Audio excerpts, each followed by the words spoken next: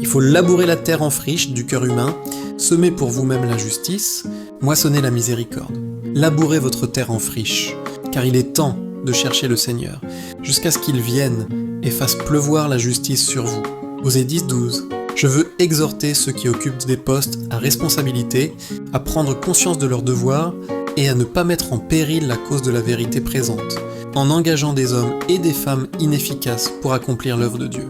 Nous voulons ceux qui sont prêts à aller dans de nouveaux domaines et à accomplir un travail difficile pour le Seigneur. Je me souviens d'une visite dans l'Iowa, lorsque le pays était encore nouveau, et j'ai vu les fermiers labourer la nouvelle terre.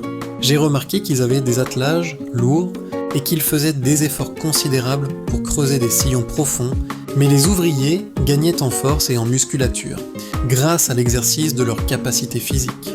Cela rendra nos jeunes ouvriers forts pour aller dans de nouveaux champs et labourer la terre en jachère des cœurs humains. Ce travail les rapprochera de Dieu. Il les aidera à voir qu'ils sont tout à fait inefficaces en eux-mêmes. Ils doivent appartenir entièrement au Seigneur.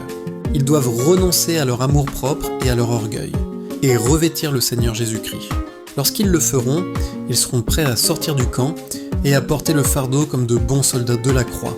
Ils gagneront en efficacité et en compétence, en maîtrisant les difficultés et en surmontant les obstacles. On recherche des ouvriers pour occuper des postes à responsabilité, mais il faut que ce soit des personnes qui ont pleinement prouvé leur ministère en acceptant de porter le joug du Christ. Le ciel approuve cette catégorie de personnes. Je vous exhorte à avoir le collyre, afin que vous puissiez discerner ce que Dieu veut que vous fassiez. Il y a trop de sermons sans Christ qui sont prêchés. Une série de paroles sans puissance ne fait que confirmer les gens dans leur apostasie. Que Dieu nous aide afin que son esprit se manifeste parmi nous. Nous ne devrions pas attendre d'être chez nous pour obtenir la bénédiction du ciel. Les ministres devraient commencer ici même, avec les gens, à chercher Dieu et à travailler à partir du bon point de vue.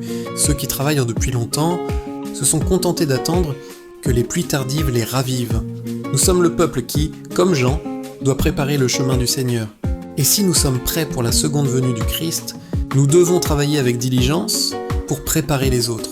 À la seconde venue du Christ, comme l'a fait le précurseur du Christ pour sa première venue, en appelant les hommes et les femmes à la repentance. Que Dieu nous aide à rechercher nous-mêmes les Écritures, et lorsque nous serons tous remplis de la vérité de Dieu, elle jaillira comme l'eau d'une source vive. BLJ 255.